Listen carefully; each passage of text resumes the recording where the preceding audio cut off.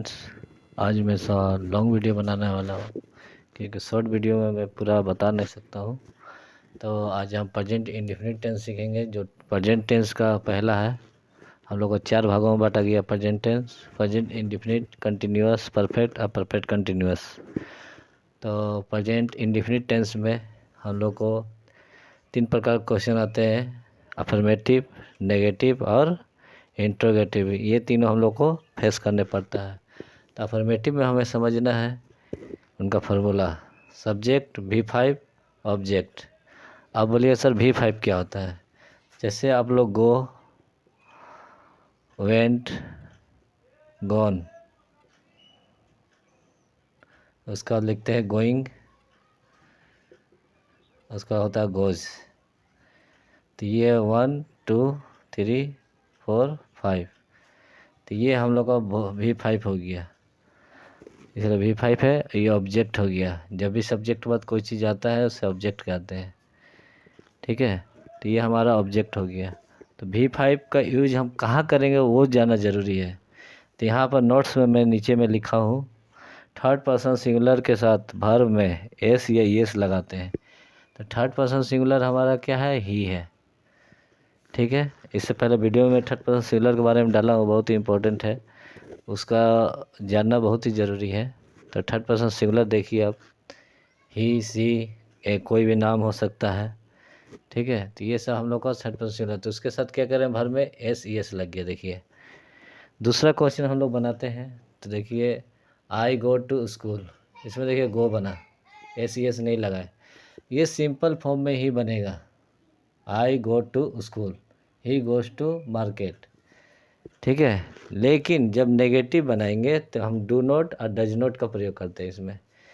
इसमें do not और does not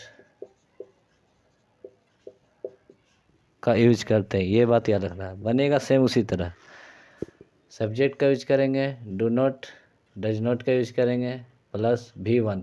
अब बोलिएगा V1 कैसे आ गया सर? तो V1 क्या होता है, हम लोग का जो गोज लिखाता है यहाँ, ही के साथ गोज होता है। तो एस एस जो होता है ना, डू के हमारा होता है डू, और डू में ई एस लग जाएगा तो डज बन जाएगा। तो हम क्या करते हैं, वर्ब का जो एस है, ई एस है, उसे उठा के डू में डाल देते हैं, डज बन जाता है। तो जब हम लोग जब भी नेगेटिव यूज करेंगे, इंट्रोगेटिव यूज करेंगे, नेगेटिव यूज करेंगे, तो उसके साथ हम लोग डज या डू का यूज करेंगे, डज या डू का यूज करेंगे। अब इस बात को गांठ बांध के रख लीजिए। और जैसे यहाँ पर थर्ड पर्सन सिंगुलर है तो डज नॉट लगाएंगे, फर्स्ट पर्सन सिंगुलर है तो डू नॉट। सिर्फ थर्ड पर्सन सिंगुलर के साथ ही डज लगेगा या एस यस लगेगा, इस बात को समझना है।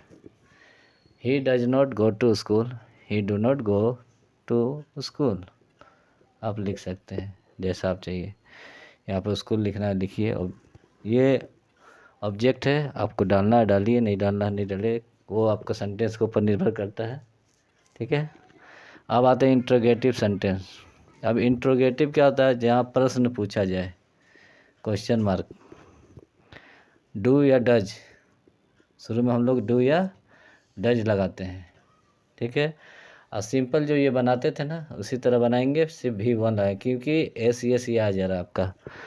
तो जब भी एस ई एस हम उठा के यहाँ पर डू के साथ दे रहे हैं, तो यहाँ का तो हट गया ना, इसलिए हम लोग क्या करेंगे, does she go, do I गो, इस तरह से हम लोग इंट्रोगेटिव बना लेते हैं। आपको समझ में आ गया अफर्मेटिव, जहाँ पॉजिटिव बातें होती हैं, नेगेटिव जहाँ पर नकारात्मक शब्दों को यूज किया जाता है, वाक्य बनता हो, इंट्रोगेटिव जहाँ प्रश्नवाचक क्वेश्चन वाला सवाल पूछा जाए, ठीक है। तो उस तरह से बनाएंगे। इसमें WH भी क्वेश्चन आता है, WH वाला।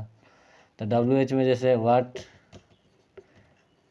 डज सी डू, इसका मतलब वो क्या कर रही है ना।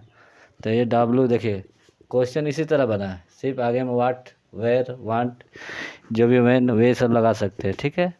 तो आपको वीडियो पसंद आए तो लाइक सब्सक्राइब करें, ताकि मैं लॉन्ग वीडियो अच्छे अच्छे समझा सकूं। Thank you.